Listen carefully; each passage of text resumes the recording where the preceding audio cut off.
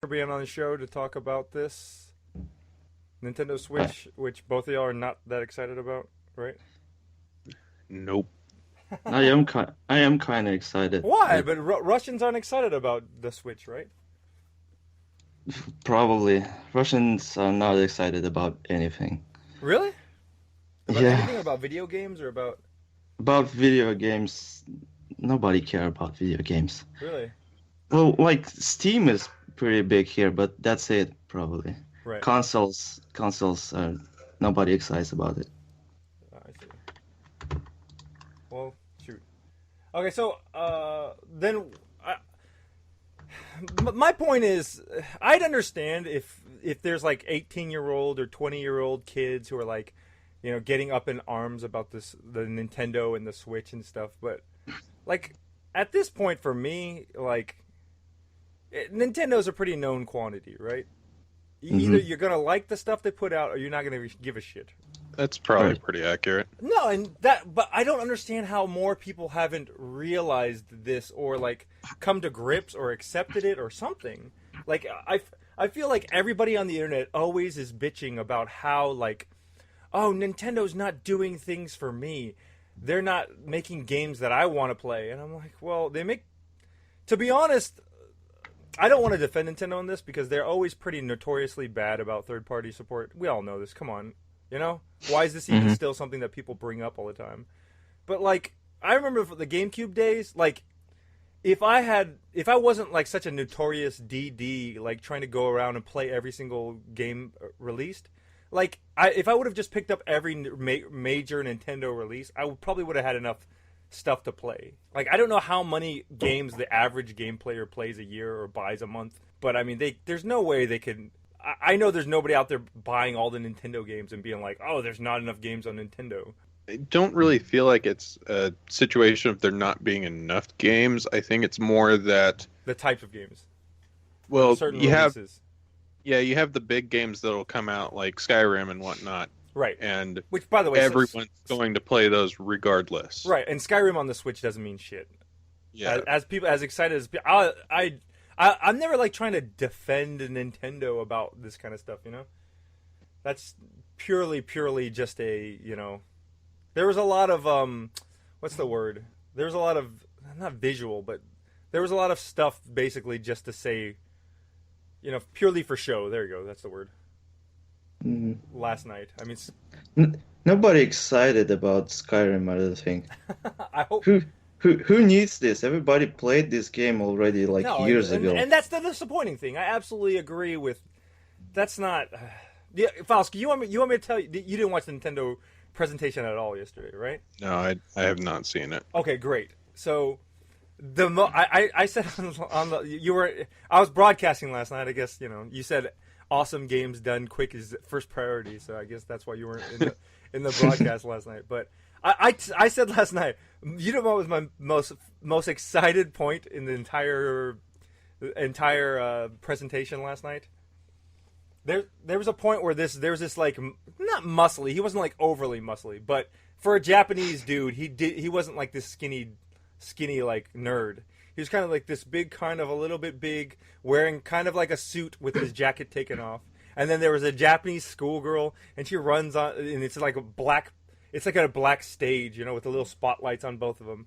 And the girl's pretty cute. She's cute. She's wearing plaid skirt and this typical button-up white shirt. And then That's all you need. they introduce the game, and all of a sudden this character pops on stage, and you don't know the name at the time. Character pops on screen, and you don't see the name at the time, and it says like Ribbon Girl, and the other guy was what, like Spring Man or something like that. I don't even know, but like it was a stupid fighting game where they were punching and throwing punches and stuff. Probably they said it was real skill based, but I mean it's probably casually like Wii boxing kind of thing. I don't expect it to be the most in depth thing, but did you see a picture of Ribbon Girl? I You're talking about ARM, right? Yeah, about arms. Yeah, I've seen some like animated GIFs and stuff, but Yeah, haven't really. that looks pretty. What? Springman. That's what his name is. I don't know. I saw the character. It reminded me a lot of Rainbow Mika from like the Hmm. Capcom fighting series, and I was just like, that was like the most exciting because I was like, cool, like at this point, like I said, either Nintendo appeals to you or they don't. And I've always been that kind of guy who's I want the weirdness, you know? I want the weird. Oh, this is the company that made a portable with 2 screens on it, and everyone was like, what a stupid idea. What, you going to put a map on there? Great. And the DS turned out to be great. And sometimes the ideas turn out to be great, and sometimes it turned out to be okay, you know? What? It's kind of funny that you talk about the fact that Nintendo does weird good, because I feel like the new Zelda is actually going the opposite direction. Which okay, that's the biggest worry for me, because I feel like if Breath of the Wild isn't like flat out amazing for me, I feel like I'm not going to care about Zelda ever again. I'm not even sure you could really call it Zelda, though. It's borrowing so much from every other popular game that's come out in the last like 10 years or whatever, and it doesn't really have much of its own identity anymore. So you're foreseeing this as a good thing or a bad? You're seeing it as a bad thing? I mean, I'm sure it's going to sell well, and I'm sure lots of people are going to enjoy playing it. No, but it still feels closer to Skyrim than the older Zelda games to me. Right. But I don't I feel like it's not going to sell well, because I feel like the people who play games now just don't care about games like this anymore.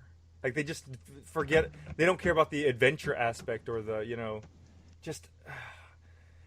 And this is maybe is it a case of like everything going mainstream? Is that why? Because like video games is now this cool thing and everybody wants to do it, but they really don't have any like experience with playing games. So I feel like they offer their opinions, and like I saw. Go ahead. I think you got it pretty much right on. Like the AAA industry in general is moving towards this situation of basically distilling every major genre down to its defining aspects and just continuing along that line. Like every third-person shooter is pretty much going to play like a third-person shooter plays. Right. That's they've narrowed it down so much that all it is the skin over the top of it that makes it look different, right, and the story that's different. And I feel like with Zelda, that's what they're doing, is that they're bringing on this whole Skyrim thing because that's what drove everyone insane when it released. Right, I see. They haven't shown anything like dungeons, right? There's supposed to be some sort of dungeon or something. It's got to be, right? Because it's a Zelda game. They've shown like these mini dungeons, right, where you basically go in and you solve one single simple puzzle and you're done. Okay, so it's basically like a puzzle dungeon, right? Yes. Like you just go in, solve the puzzle, and get out. Yeah, it's something that'll teach you a mechanic or something briefly. And this is why I can't believe that it's coming out in March, because I repeatedly said while they were playing the trailer that there's no way this is coming in March. No way it come March. And then at the end it says March 3rd, coming out on launch, and everyone's quick to remind me like, oh, it's been in development for how long, and this and that, and I don't know. The world looks so big. I don't know how they could have like done if it's like Zelda. You know, like I feel like Zelda 1. You have this huge overworld. You're walking around, and all of a sudden you stumble across this thing, and oh, it's a dungeon, and you could play them out of order because you don't know which one you'll stumble on first, kind of thing. You know, which you kind of can, not really, but there's a couple dungeons that you can just kind of wander in by accident. You know. Yeah. But yeah, I mean, I don't see it being like that. As much as I would love it to be like that, I think the way that Zelda is traditionally marketed when Nintendo does it is that they tend to show very little of what you're actually going to be playing because they want to keep it all a surprise. Which is what I'm got my fingers crossed for. Because my other worry, and I'll agree with somebody else on the internet about the heads-up display and all these things on the screen. Like, it looks pretty, but it's gonna look a lot less pretty if you have all these like for Twilight Princess with all that stuff on the screen and all the hearts and all the. I'm hoping they slim that down. The fact that they talked about Miyamoto the last night you were if you didn't watch it, Miyamoto was on screen. It's like, oh, let's talk about Breath of the Wild. And he's like, oh, well, it's not really my game, so how about let's let Aonuma talk about it. And it was part of the shtick that they were like videoing, you know. And Aonuma pops out and says, hey, how are you doing? Let's let somebody else talk about, you know. Yeah. So I mean, hopefully it's this pretty like minimalistic thing. It's got like the voice acting. Did you know about that? It's got voice acting. Yeah, I've seen the E3 trailers and stuff. Crying and stuff. The what? The E3 trailers?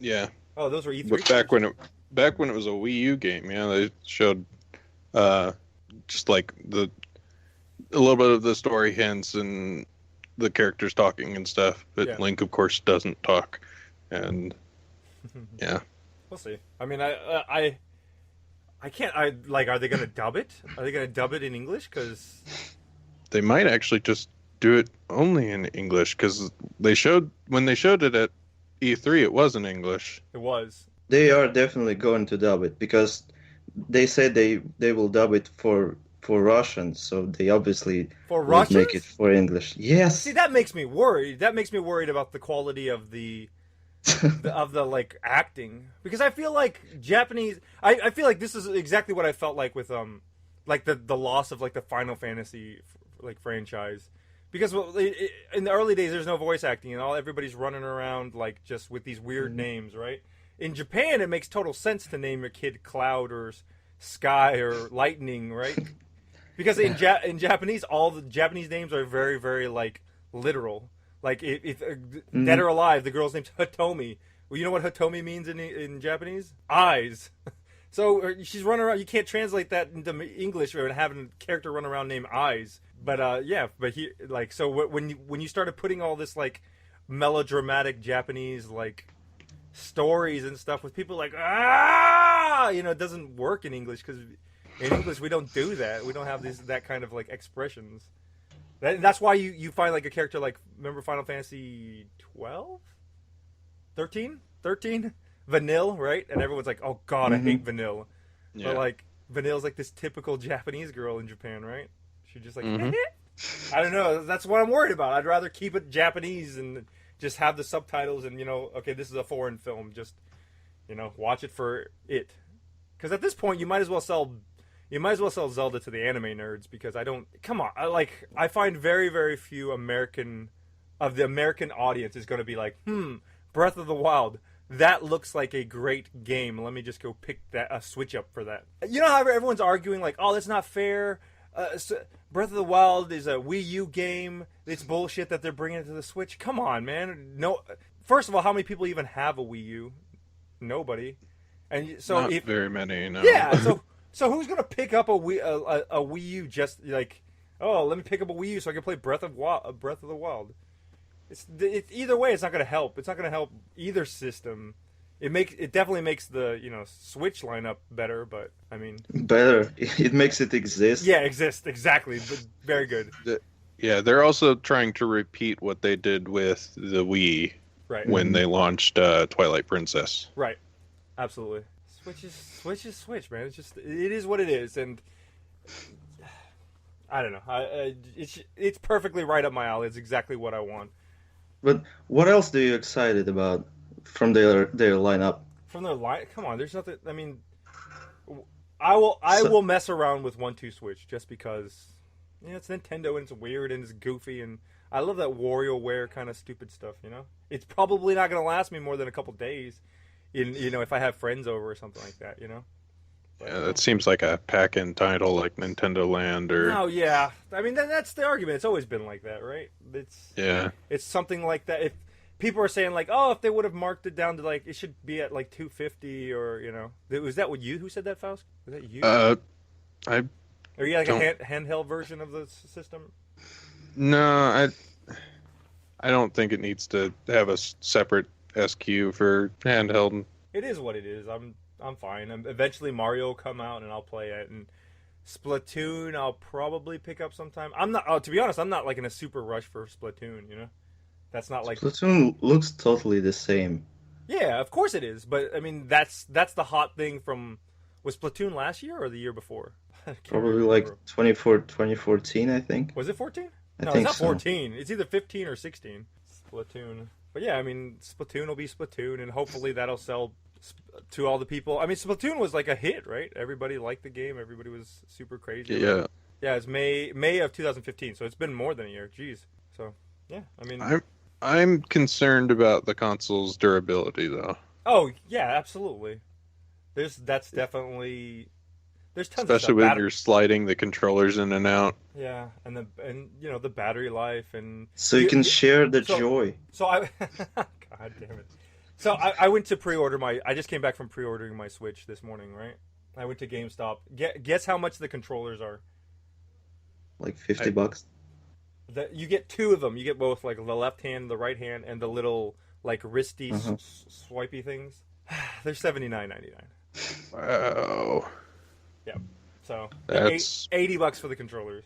And I heard people online talking about it and like, well, if you think about it, it's two controllers, so whatever, man. I mean, Nintendo was brilliant with the Wii because they made a bunch of money off of all the plastic controllers they sold because that's where you can make the money is off of accessories and games. You don't make the money off the system at all. So this is probably their way of combating that or something. I don't see myself needing 4 controllers anytime soon. ARMS. Let's play ARMS. Dude, here, let me ask you a question. Did you watch the Mario footage, Fausk? no. So you didn't see the Mario like running around in New York? I've seen screenshots, but Okay. not like actual footage. No, that's fine. He was running around New York and doing this stuff. You saw the other characters around? Like, I don't know why. I saw somebody tweet that was like the shittiest thing they had ever seen. Like the fact that Mario was running around with these like skinny humans, right? I saw somebody point out that it basically looks like Sonic Adventure. That's pretty okay. Maybe that's why it looked familiar. It looked pretty familiar. I didn't have a problem with it, to be honest. I thought it made like because the world was trying to like the New York look was kind of trying to look like very like ritzy and New Yorky, And Mario obviously doesn't fit in like New York, right? Like, what if they had made him a skinny Mario, like a very skinny, tall, like New Yorker looking Mario? But yeah, That would be awful. But I mean, that's what I'm saying is like you're not gonna make everybody short and fat because they're in New. Like you're trying to make the world look like a certain place and not so much. And Mario's like the implant, like transplanted into it, right? That's you still probably could have done it with stylizing all the humans so that they look similar to Mario and just have it be Mario's version of New York. I thought it looked cool. I liked it. Maybe I like Sonic Adventure. Maybe I gotta go play Sonic games, but oh my gosh, there's so many games to talk about. We should do this regularly, so I can talk about all the games I want to play. Do you ever get into the Bomberman series at all? Played the PS3 release because that was the one that actually provided up to 7-player support, which is the most that it's been since like the Sega Saturn release, I think. Right. The 10-player on Sega Saturn. Yeah. I was actually looking, but like Bomberman. Oh, see, they don't have it on here, but Bomberman is supposed to come out for Switch. Yeah, it's a launch title. Yeah, which but it looks like it has microtransactions. Not for the story mode, right? It's got a huge, robust story mode, right? The way that it was looking like, it looked like if you die, you can spend gems to continue. Which is what the game. This is what games are now, right? Oh, that's what Konami is for sure. Oh God. Okay. So whatever, I'll give it a try because I was looking through all the Bomberman. I just want to go through all the Bomberman adventures. Like I looked up this list, like Bomberman Hero and Bomberman 64, there's Bomberman 93, and like you said, the Saturn one, and there's a Neo Geo version one that I want to get that's on the WiiWare, and then I want to get. I even started downloading the Bomberman. There's a game called Bomberman Jetters or on the GameCube, and they've got like the anime. I've been like downloading the anime off YouTube. You gonna play the gritty Bomberman reboot? I may eventually get around to that, which is it doesn't have a story mode, right? It's just an ugly. I think that it was entirely story. Really? There's no multiplayer? Yeah. I'm not sure. It might because it's a original Xbox title and Xbox Live and all that, so it might have multiplayer, but from what I understand, it was mostly story, unless I am misremembering. Cool. Okay. So, what else? Switch talk. Do we need to talk? Nothing else? Anything from you, Andre? No. I'm thinking about hardware. Like they said they didn't say much about the console itself. There's a lot of statistics out there. You just mostly have to read them instead of Because it's mostly, things about like saying how big the screen is, what resolution it is capacitive and stuff. And that's not really stuff that you're going to run down in a video format. That's just sort of a spreadsheet that you're going to throw out about Right. all the details. Right. They only said that it was gonna be like something about battery life, right? Right. It was gonna be from 2.5 to 6.5 hours. Yes. They're saying like if you're playing Breath of the Wild on it, Yeah. it's about 3 hours. So there's going to be some variance. The games are not discs, obviously, right? No, they're cartridges. Okay, this has been confirmed. I'm like, Yes, have you? they've shown Breath of the Wild on a cartridge. Okay, so what do they look like? I still haven't seen what the cartridges look like. It looks like a proprietary SD card. Okay. Well, that's cool. Yeah, but I mean, battery life. The thing about it is like, people are gonna complain about battery life, and I get that, right? But like, even my phone right now has like my new it's not new, but my Samsung phone doesn't have the greatest battery life. But like now we have like chargers and shit everywhere, right? Mhm. Like even on planes, like I can't make it on a trip from my house to Japan like on one battery, which I think at one time in my life I probably could, but like my battery sucks so bad I'll probably be at like 50% by the time I get to the airport, and then I use my rapid charger, I plug it at the airport, get it back up to 80%, and then on the flight I don't use it, and then once I land in Japan I've got like 70% battery from where I am to my hotel or my friend's house or whatever. I don't know. It's kind of amusing that you say that, because I feel like what the Switch is it's basically a tablet that they attach controllers to. No, I mean, yeah, I think absolutely. that's the market that Nintendo's trying to go with now, because they've seen the rise of mobile phones and tablets and how much they've come up in technological power, Right. and the fact that everybody has them with them all the time. Okay, so that brings up two questions. That's actually a good point. One, what do you think is the possibility of them actually developing some sort of good software for this tablet and using the tablet, like, as a I imagine that the first things that they're going to start putting on there are going to be some of their mobile offerings, like Tomodachi Life and the Super Mario Run. I see. Yeah, that's probably true. Have they shown, like, it's a touchscreen? They've said it's a touchscreen. Yes, So it is like, a touchscreen. how they haven't shown any footage of somebody just using the quote unquote tablet by itself or anything, right? No, they have not. Okay, but that would actually be pretty. I mean, it's not interesting to me because at the end of the day, Nintendo is a terrible like apps software side. I think they're not the greatest. Like the way the Wii was, the way the Wii U was. I mean, they're just, they don't have in-house like the software developers in that way. Not the games, but the software. I just don't see them running stuff. Even now the Wii U is still a mess with how you load it up, how you download games, how you handle all that stuff. The operating system, basically. Right, the operating system, and get how these programs run and coordinate with each other. Like there's no sort of like interoperability. Because like, can you imagine? I've always wanted to like make a video about this, but like, can you imagine if they had some sort of like iTunes or what's it called? Not iTunes. The store, right? Is it iTunes store? Is that what it's called? I believe it is. Because on iTunes you just buy a game and like It's the App Store. Yeah, the App Store, maybe. But you know how you buy a song and it's like all in all your devices, right?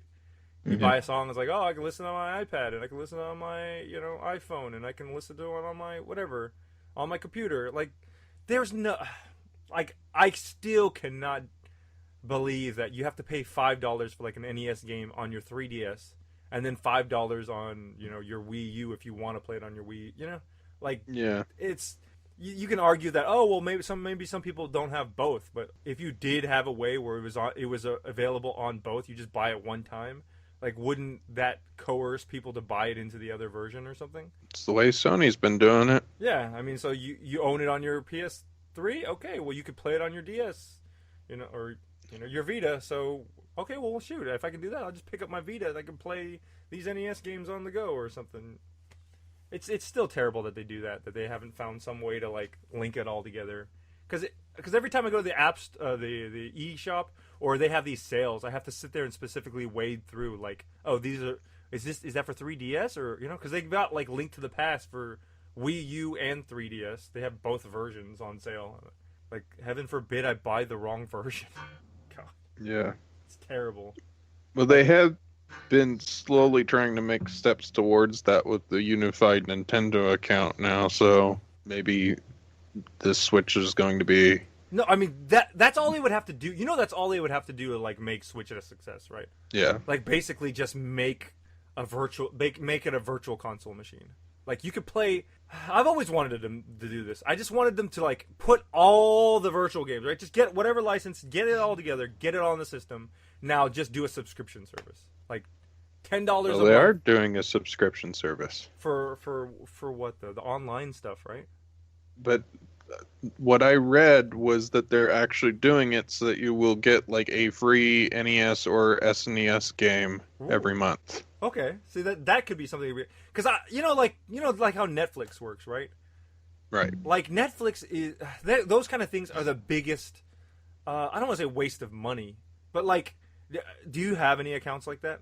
I have Netflix. Okay, but you only have one, right? Yes. It was so stupid because at one time I had like GameFly, I had Hulu, I had Netflix, I have Spotify, I had all that stuff going on, but like I specifically won't let myself have more than one. So as soon as I went full Hulu, I canceled my Netflix because I was like, you can't watch that much stuff. Even one like is probably too much unless you're watching TV like every day, all day. Actually, I do have 3, but they're getting a little. It's getting harder because they have their exclusive TV shows now. Right? They all No, do. and that's what they're doing. But like, can you imagine? Which is crazy. Can you believe like cable TV is like $80 or something, or $100 or $130? I'm Like- still shocked that they're trying to continue that format. I believe everything's moved on to on demand now on Absolutely. the internet. Which is crazy.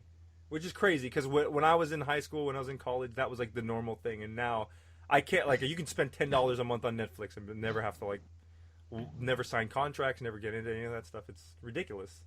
But like that's the thing about the Switch though. If you have that like $10 a month like let's say, imagine all the NES games. Like just NES. Don't even talk about Super Nintendo, 64, any of that stuff. Just say all the NES library was on the Switch, and we charge you $10, which of course it won't be $10. It'll be like they'd probably charge like $15, but $10 a month you can play any of these you want. I probably wouldn't play any of them, but I would just keep paying the $10 every month because who knows? Who knows when they're gonna come over and people are gonna come over and want to play Contra or any of that stuff, and you just keep milking people for the $10 a month. I almost wonder if that's why they did the NES Classic as sort of a feeler to be like, hey, how much interest do people still have in NES games? Well, dude, I hope so. I mean, I really, really hope so. If they're doing that, then I feel like that's the right way to go about it because people are so wrapped up in nostalgia. That's probably Nintendo's best thing they could go for is this old NES. You guys, I know you didn't pick up an NES Classic, obviously, right? No. Do you have any interest in picking that up at all? I do, if only because it is priced better than the virtual console prices. Like comparatively, or? Well, it's like $5 a game on virtual console, Right. but you get 30 or whatever for $60, which is $2 a game, which is much better. Right, but it's also very limited, and you're paying $2 for a bunch of games that you don't want, right? Like how much do you care about like the original Mario Brothers? Or I'd still play the original Mario Brothers. Okay, Wrecking Crew is on this. I actually have a classic NES right here, unopened. I haven't opened it yet. They've got Pac-Man. I don't think you care about Pac-Man, right? Balloon fight. Oh, they got Final Fantasy on here. That's pretty awesome. Yeah. I actually recently dug out my original NES and started playing the original Final Fantasy on it. Wait, are they supposed to add more games to this thing, or this is a one-time classic? That's it. There's nothing else you can do with this thing. The hackers have already figured out ways to add more games to it. Yeah. Okay, but like, there's no official Nintendo like add-on or anything, right? Or they're gonna release like a NES Part 2 and you get all these other games. If they were more forward thinking, they probably could have done stuff with like an expansion slot that will have additional games on little cards and stuff. But Anything from your side, Andre? You got any? If we can go back to Nintendo Switch, like the main thing for me, like the thing I am excited about is for a person who never had a Nintendo console. Mm-hmm. This is this is might be what I want to buy because it is it is like Nintendo handheld system and their like home console all in one. And if there will be like good games on it, Well, I might want to buy it. there'll be Nintendo games on it. Whether you find those good or not that's dependent on you, right? Yeah, but this is kind of the only thing that Nintendo fans care. Like I don't care about FIFA game on Nintendo Switch, No, right? absolutely. I don't care about Skyrim and all that crap. Right. I No, need I mean, like that's the thing. For me, like all the Wii U stuff all the stuff that was on Wii U, I like absolutely loved. Like Yoshi, Woolly World was awesome. Kirby, that drawing Kirby game, loved. You know, I never got to a lot of the good stuff. Like I never got into Xenoblade, right? Xenoblade? yeah, I didn't do Xenoblade. Xenoblade. I didn't do Bayonetta 2. I didn't do Wonderful 101. But had I got into it, I'm sure, like, those are great titles, apparently, right? From what I've heard. But all the stuff that I played, you know, all the Nintendo-y stuff, you know, was fine. I liked it just fine. So I'm sure it's going to be the same thing with me this time. They're going to release the Mario and Splatoon and Breath of Wild, and there's eventually going to be a Smash Brothers, right? And Mario Kart 8 Deluxe. They had nothing. They like this is Mario game, Splatoon game, and Zelda game. No, exactly. And this is dude from Electronic Arts. He will have a FIFA game. This is like Suda. He has screenshot for you. They really don't have anything, yeah. This is like Toshiro Nagoshi. He has nothing for you right now, but he wants to do something. I know, but that's always how it's been. You remember when the 3DS came out? The 3DS came out and they had like Kojima show up on that screen. Yeah. Oh, it's Kojima! He's like, yeah, we're bringing Metal Gear Solid 3, Snake Eater. It's going to be a 3DS version. I think you're going to be surprised at how it looks with the 3D. I was like, that's how every single Nintendo press conference has been. Like, which is what drives me crazy is that people expect Nintendo to be like, I don't know, like they don't like Nintendo because Nintendo's a very Japanese company and they're very, very conservative.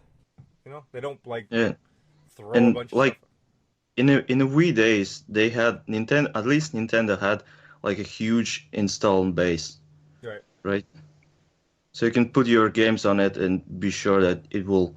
But that wasn't necessarily a sell. good thing. That wasn't necessarily because of a good reason, right? Because the Wii was just kind of this lightning in a bottle, like, phenomenon that happened, and then everybody else, like, everybody who wanted to make money jumped on board because they were like, oh, well, let's put as much stuff as we can on here because, like you said, the install base. So there's a possibility of making money. Now, whether those people actually made money or not, that's a different question.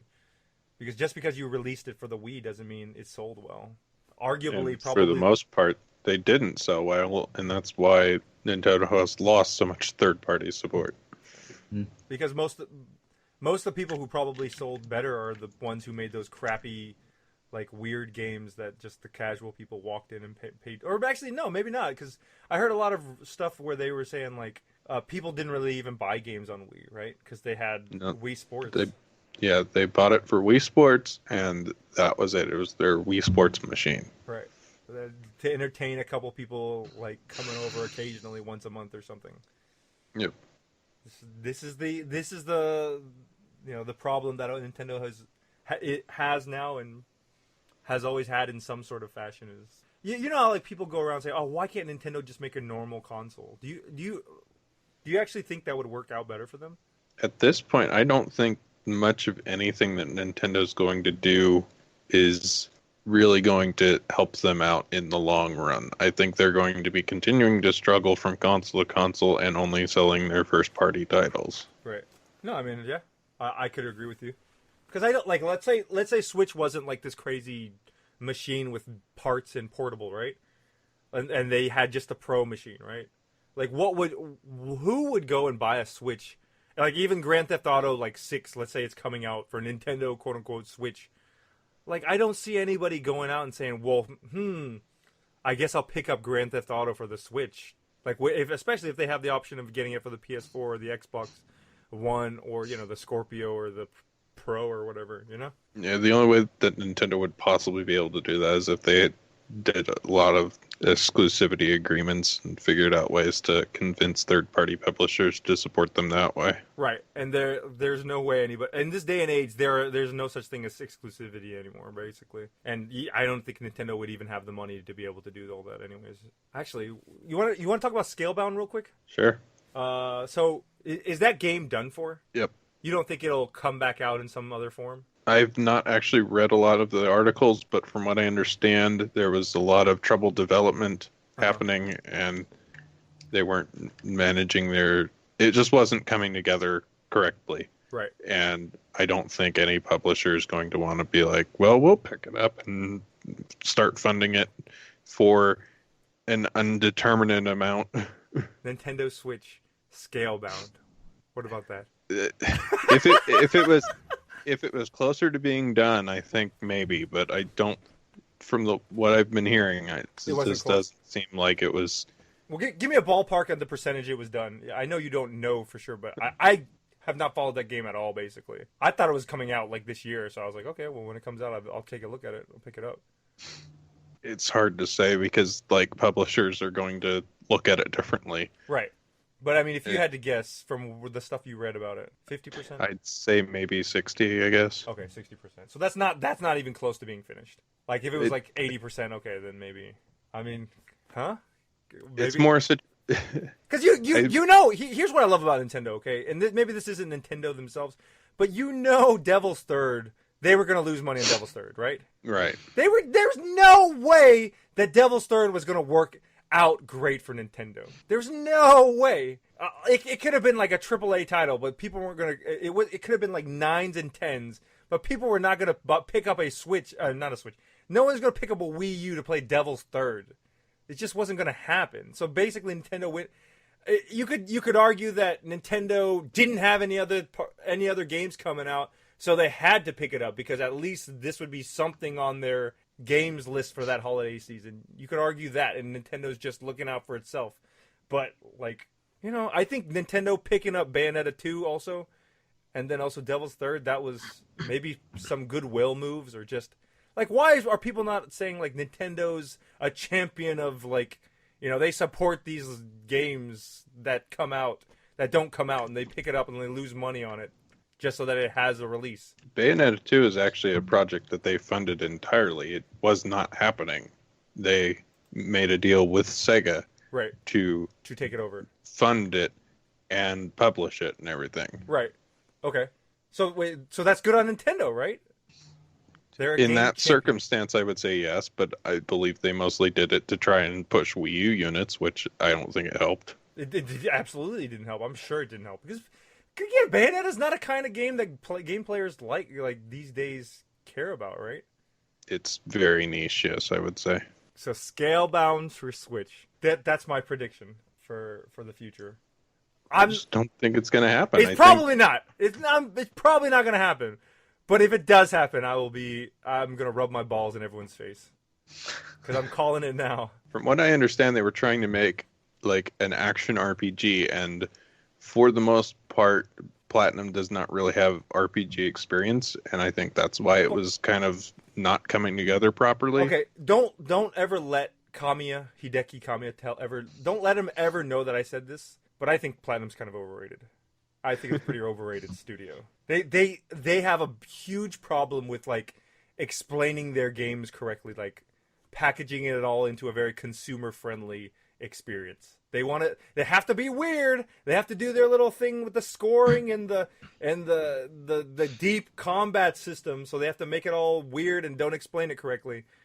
But yeah, if they could find somebody to come into that studio and figure all that stuff out, and maybe the story writing a little bit. I think their story writing is a little bit too Japanese for the mainstream American player. But if they could figure all that out, I think they'd be a great studio. I do actually have some interest in Nier because of that, because they're only focusing on gameplay elements while story is being handled by others. Yes. By the original studio, right? What's it called? Not the original studio, but the original creator. Oh, what's he? I can't remember his name. Yoko Taro, I think, or something like that. Fuck. So I gotta play Drakengard 3, right? That's the one? Nier's you're like the one that turned me on to that game, right?